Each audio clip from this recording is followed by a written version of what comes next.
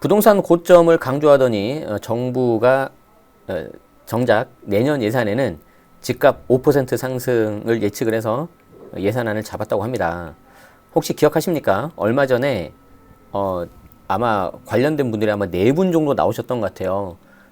경제부총리, 국토교통부 장관님, 그리고 금융 관련된 수장, 그리고 좀 특이한 게 경찰청장님도 나온 걸로 제가 기억을 하는데, 대국민 담화문을 한번 하셨죠. 저는 이제 부동산 대책이 나올 줄 알았는데, 뭐 그냥 담화문이셨어요. 그래서 집값이 너무 고점이니까, 큰일 날 수 있으니 집을 사지 말아달라. 약간 좀 이렇게 담화문 해가지고 일각에서는 뭐 4분이서 어떤 호소문을 낸 거냐라고 그런 말이 있어서 그냥 뭐 일종의 해프닝으로 이렇게 넘어갔나 이렇게 좀 생각하고 있었는데 좀 특이합니다. 그렇게 강조를 하셨는데 그렇게 말씀하신 곳에서 정부에서 내년 예산안을 잡을 때 집값 5% 상승할 것 같다고 반영을 했다는 겁니다.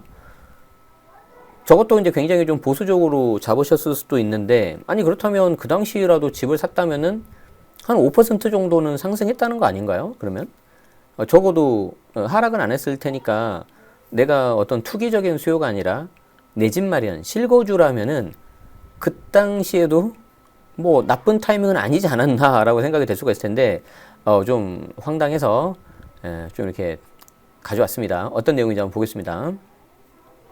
자, 출처를 밝히도록 하겠습니다. 조선일보, 조선비지에서 나온 거고요. 박성우 기자님이 작성하셨네요. 2021년 10월 21일자 기사입니다. 자, 부동산 고점 강조하더니 정부 내년 예산안에 집값 5% 상승 반영, 코스피 3,470, 코스닥 1,100 전망으로 세수 예측. 그러니까 이쪽은 이제 증권거래세 관련해가지고 이게 주식 이쪽 하시는 분들은 이걸 좀 참고하시면 됩니다. 그래서 제가 이제 뭐 정부 정책을 이렇게 뭔가 이렇게 좀 비판한 거나 뭐 시장 전망 이런 게 아니고 제 채널에서는 세금 관련된 이야기를 하다 보니까 이제 세수 예산안 관련해서 좀 이런 안타까운 좀 이렇게 해프닝으로 보일 수도 있는 이런 것들이 있어서 좀 가져와 봤습니다. 관련해서 내년 세수 어떻게 될 것 같은지 한번 예측해 보시고요. 이 내용으로 내년도 부동산 시장 전망은 어떻게 될지도 한번 보시기 바랍니다. 기획재정부가 내년 수도권 집값이 올해보다 5.1% 상승하고 주택 거래량은 17% 줄어든다는 전망을 전제로 세입 예산을 편성한 것으로 나타났다. 이게 이제 예산안은 뭐 어느 조직이나 가장 좀 중요하고 또 어려운 거 아니겠습니까? 물론 이제 하다 보면 당연히 저 예측 치대로 안 맞을 수도 있고 틀릴 수도 있고 그러겠죠. 사람 앞일은 모르는 거니까. 그럼에도 불구하고 우리가 이제 여러분들 다니는 회사 규모가 크든 작든 굉장히 좀 신중하고 조심해야 되는 그런 항목인데요. 그보다 훨씬 더 큰 대한민국이라는 아주 큰 조직이기 때문에 이런 세입 예산은 굉장히 중요하다고 생각을 합니다. 자, 그런데 그 자료를 보니까 5.1% 수도권 집값, 수도권입니다. 전국이 아니고 수도권 집값이 5.1% 상승을 하고 대신에 거래량은 17% 줄어든다. 그래서 요걸 전제로 해가지고 예산을 짠 거죠. 왜냐면 어느 정도 예상치를 적어 놓고 이제 내가 작업을 해야 되는 거니까. 안 그러면 시나리오별로 다 작성을 해야 되잖아요. 그쵸? 집값의 가파른 오름세가 꺾였다는 홍남기 경제부총리 겸 기재부 장관의 발언과는 차이가 있다. 이게 아까 제가 말씀드렸던 그겁니다. 사실상 기재부가 홍 부총리의 발언과는 달리 내부적으로는 집값 상승을 전제로 세입 예산을 편성했다는 의미로 해석된다. 이건 좀 표현이 좀 그러긴 한데 기재부라는 조직이 있고 그 기재부의 수장인 홍남기 경제부총리, 기획재정부 장관 의견이 뭐 다르고 그렇겠습니까? 이거는 뭐 예를 들어서 뭔가요? 삼성전자 직원들은 A라고 생각을 하고 거기에 최고 수장인 뭐 CEO 물론 이제 뭐 이재용 씨는 이제 전체 그룹의 부회장인데 아무튼 뭐 그거의 생각이 다르다는 건데 말이 좀 안 되는 거죠. 제 말은 기재부나 이 홍 부총리나 똑같다는 거죠. 그 생각하는 거는 알고 있다는 거 아니겠습니까? 21일 국회 기획재정위원회 소속 유경준 의원이 기획재정부에서 받은 자료에 따르면 정부는 내년 주택가격이 올해와 비교해서 수도권은 5.1%, 지방은 3.5% 상승할 것으로 전망을 하고 이를 토대로 세입 예산안을 편성했다. 다 오른다는 거네요. 결국에는. 정부는 가격은 오르지만 거래는 크게 줄어들 것으로 판단했다. 이미 시장은 지금 이런 모습이 나오고 있죠. 특히 서울 같은 경우에는 매물이 없는 상태에서 나오면 신고가가 이렇게 이게 막 터져버리는 아주 좀 비정상적인 시장입니다. 그리고 최근 들어서 혹시 주택을 보유하신 분, 매도하려고 하시는 분들은 잘 아시겠지만 거래가 굉장히 잘 안 되죠. 왜 그러냐면은 이제 어떤 특히 서울 수도권 같은 경우에는 집값이 오른 거에 대한 어떤 피로감, 어떤 두려움, 걱정 그런 것도 있겠고 제가 봤을 때는 개인적으로는 지금 대출이 엄청 막혔죠. 그래서 그 부분이 굉장히 좀 크다고 저는 생각을 합니다. 앞서 부총리는 지난 5일 국감에서 부동산 시장에 대한 평가를 묻는 이런 이제 제가 이런 기사를 보다가 이렇게 좀 오타가 나오잖아요. 그러면 갑자기 이제 좀 기사에 좀 신뢰도가 좀 오타는 좀 안 했으면 좋겠는데 뭐 실수였겠죠. 자, 어쨌든 그 부동산 시장에 대한 평가를 묻는 질문에 뭐라고 답을 했냐면, 자, 부동산 시장이 안정됐다고 볼 수는 없지만 최근 들어서 오름세가 주춤하며 꺾였다고 판단한다. 근데 이거 잘 보셔야 되는 게 실제 데이터 같은 거를 보면은 이게 집값이 내려간 게 아니고 내려갔다면 이제 마이너스로 돌아서야 되잖아요. 그게 아니고 상승폭이 둔화된 거죠. 그러니까 이제 예전에는 많이 올랐다면은 지금은 약간 좀 상승폭이 이렇게 좀 둔화됐다 이렇게. 결국엔 그래도 이게 플러스니까 올라가고 있다는 거죠. 서너 개 지표가 떨어지고 있다고 보여 조심스럽지만 오름세 심리가 조금은 주춤해졌다고 판단한다고 주장했다. 그렇죠. 저는 개인적으로는 이 부동산에서 가장 중요한 것 중에 하나가 수요와 공급이라고 생각을 하고 그 외에도 이제 여러 가지 요인들, 지표들 그런 데이터가 있지만 하나만 더 고르라고 한다면 심리라고 생각을 합니다. 똑같은 어떤 이벤트도 집값이 하락하는 그런 상황에서는 부정적으로 봐요. 반대인 경우에는 좋게 보고, 예를 들어서 뭐 GTX가 이렇게 뚫린다고 했을 때 굉장히 많은 돈이 들어가잖아요. 지금 이제 좀 상승장이고 이게 분위기가 좀 이러니까 야, GTX 들어서면 우리 집 이제 집값 오르는 거야 이렇게 하는 거지. 이게 좀 뭐 2008년 막 2010년 그때 좀 하락장 서울 같은 경우에 그런 때 막 그런 거 나와도 별로 먹히지가 않아요. 그때는 심리가 막 그러니까 저게 나랑 뭔 상관이야, 뭐 공사 늦어, 뭐 예정대로 안 될 거야. 그러니까 온갖 부정적인 건 그때 다 붙이는 거죠. 심리가 돌아서 있으니까. 아무튼 그래요. 기재부가 세입 예산 추계에 활용한 근거 자료는, 자, 그럼 근거 자료가 뭐냐? 내년 주택 거래가 수도권에서 17%, 지방에서는 14% 줄어들 것으로 전망했다. 그러니까 거래 자체가 이렇게 많이 줄어든다는 겁니다. 그래서 이 자료를 바탕으로 내년 양도세는 올해 2차 추가 경정 예산에서 제시한 전망치보다 11.9%가 감소한 22조 4천억이 거칠 것으로 내다봤다. 양도세가 22조 4천억이면은 이게 뭐 너무 크기 때문에 우리가 좀 감이 안 오죠. 제가 한 가지 예를 들어 드리냐면은 지금 특히 그 수도권 외곽에서 서울로 이렇게 출퇴근하시는 분들 중에 GTX가 빨리 좀 뚫렸으면 하고 굉장히 많이 기대를 하시지 않습니까? 그래서 GTX 뭐 A, B, C가 있는데 A가 그래도 제일 좀 진행이 좀 빠르잖아요. 제가 알기로 틀릴 수 있습니다. GTX A 예산이 한 5조인가 뭐 4조 몇천억인가 그렇게 알고 있어요. 물론 이제 공사 진행하다 보면은 더 이렇게 좀 늘어날 수도 있겠죠. 그런데 내년 한 해에 거치는 양도세가 22조 4천억이라고 합니다. 어마어마한 돈입니다. 내년 부동산 가격은 상승하지만 거래량은 줄며 양도소득세는 덜 거칠 거라는 의미다. 자, 이제 재밌는 게 이거예요. 양도소득세와 달리 종부세, 보유세죠. 올해보다도 크게 늘어난다. 내년 종부세가 기재부는 어떻게 예상을 했냐면 무려 29.6% 증가한 6조 6천억. GTX 노선 하나를 까는 거죠, 그냥. 6조 6천억을 기록할 것으로 추산했다. 이게 이제 거의 한 30%가 올라서. 과거 5년간 추이를 바탕으로 공시가격이 내년에 5.4% 상승할 것으로 전망했기 때문이다. 여기에 공정시작 가액 비율이 95%에서 100%로 조정되는 것도 종부세 증가 전망에 반영됐다. 그러니까 이걸 보면은요, 그냥 집값이 가만히 있어도 보유세는 무조건 오르게 돼 있어요. 이거를 이제 여러분들이 좀 아셔야 되는 거죠. 자, 종부세 이거 어떻게 계산합니까? 종부세 계산 과정. 해당 명의자 주택의 공시가격을 다 더하죠. 그리고 여기서 이제 6억을 이렇게 뺍니다. 그리고 여기에 공정시장 가액 비율을 곱합니다. 그리고 여기에 이제 세율을 곱하고요.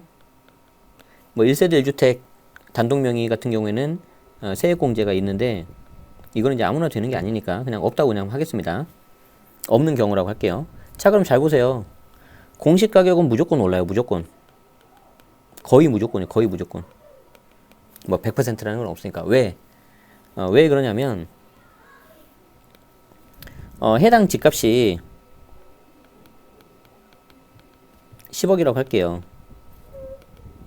현재 공시가가 7억이라고 하겠습니다.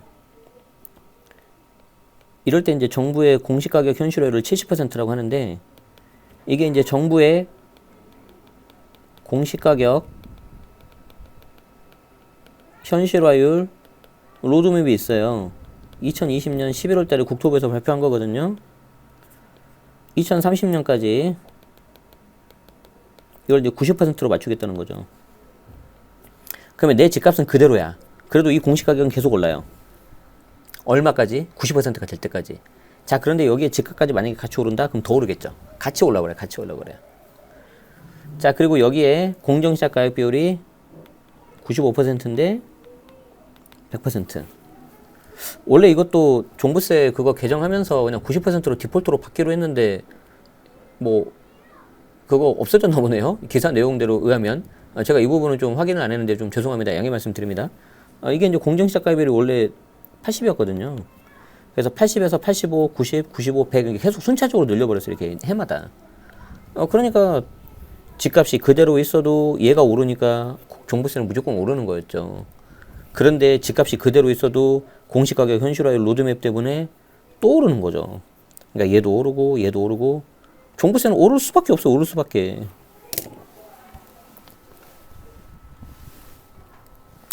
그래서 이제 그런 걸 보면은 1주택자들이 어떻게 보면 좀 가만히 있으면서 그냥 이게 다 되는 그렇게 될 수도 있어요. 자, 유 의원은 기재부가 발표한 2022년 국세수입 예산안에는 내년 부동산 가격 상승 전망이 명백히 반영돼 있다. 기재부가 국민들에게는 집값이 고점이라고 말하면서 내부적으로는 집값이 오를 거라고 예상한 것은 반드시 사과해야 된다. 정말 맞는 말 아닙니까? 맞잖아요. 국민들에게는 집값이 고점이라고 그때 네 분이 나와서 기자회견 했잖아요. 근데 내부적으로는 오를 거라고 예상하고 세입 예산을 짰다는 거죠. 뭐 전혀 틀린 말 아닌데. 그래서 가져왔어요. 자, 그리고 이제 그 주식 관련된 겁니다. 자, 증권거래세 추계에는 자본시장연구원 자료를 활용했다. 해당 자료는 내년 코스피가 3,470까지 가고 코스닥은 1,100까지 간다고 전망했다. 물론 이건 이제 아무도 모르죠. 그때 가봐야 알죠.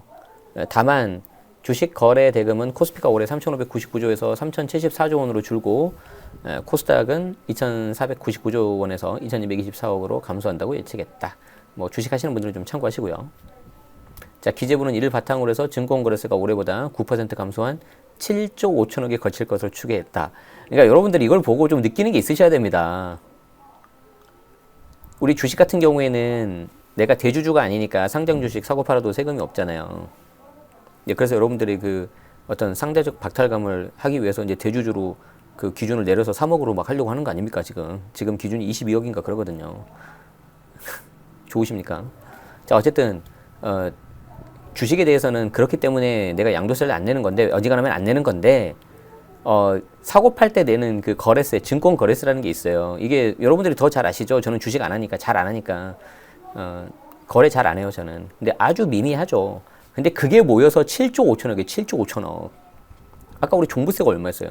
6조 6천억보다 더 많아요. 그리고 대략 5조 정도가 GTX 하나 노선 까는 거라니까요. 어마어마한 돈입니다. 기재부가 내년 증시 전망을 지나치게 낙관적으로 전망했다. 유 의원은. 그러면서 국세 수입 예산안은 국가의 재정 건전성을 관리할 때 사용하는 중요한 기초자료이기 때문에 재정 건전성 악화를 은폐할 목적으로 과도하게 증시 호황을 전망한 게 아닌지 우려스럽다. 요거는 이제 증시 주식에 대한 내용입니다. 그렇기 때문에 뭐 저는 뭐 그쪽은 더 모르니까 부동산보다도 뭐 제가 별로 그냥 뭐 드릴 말씀은 없을 것 같고요. 굉장히 증권 거래세만 하더라도 엄청나게 큰 돈이다. 자, 그러면은 제가 이거 하나만 말씀드릴게요. 제가 주식은 잘 모르지만 하나만 말씀드리냐면은 지금은 이야기가 쏙 들어갔는데 증권 거래세를 폐지하고 주식 양도소득세를 늘리자는 의견이 1, 2년 전에 있었어요. 주식 하시는 분들은 아실 거예요.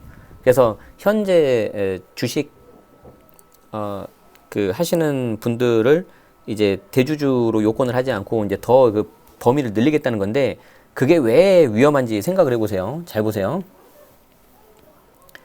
자, 우리가 지금 증권 거래세로 걷어들인 세수가 대략 뭐 7조라고 하겠습니다. 대략 7조. 자, 그런데 이거를 이 증권 거래세를 폐지를 한대요. 없애버린대요. 그리고 대신 주식에 대한 양도세로 간대요. 그럼 양도세라는 거는 뭡니까? 기본적으로 양도 차익이 이렇게 나야 되는 거잖아요. 손실이 나면은 여기는 세금이 없을 거잖아요. 자, 그럼 제가 한번 여쭤볼게요. 주식을 해서 돈 번 사람 많이 봤어요? 못 봤어요? 못 봤죠. 아니, 물론 이제 뭐 전체적으로 보면은 많이 번 사람 안 계시고 뭐 개별 종목 하나로 보면은 뭐 10번 내가 거래했는데 그 중에 한두 번은 차익이 날 수도 있죠. 이제 그런 거에 대해서 과세가 되겠죠. 자, 어쨌든 전반적으로는 많이 안 계시잖아요. 자, 그런데 그 많이 안 계시는 분들한테 세금을 걷어서 얘를 충당을 한다. 7조 정도를. 여기 얼마를 걷는다는 걸까요? 그럼 여기 이거를 조금 걷어서 이게 될까요? 그러니까 제가 주식은 안 해서 잘 모르지만 그냥 딱 봐도 야, 저것도 뭐 엄청 나겠는데 그 생각 든 거예요, 제가 그냥. 지금 쏙 들어갔어요, 그 이야기가. 근데 또 이제 뭐 시간 지나면 금방 나올 거예요. 예.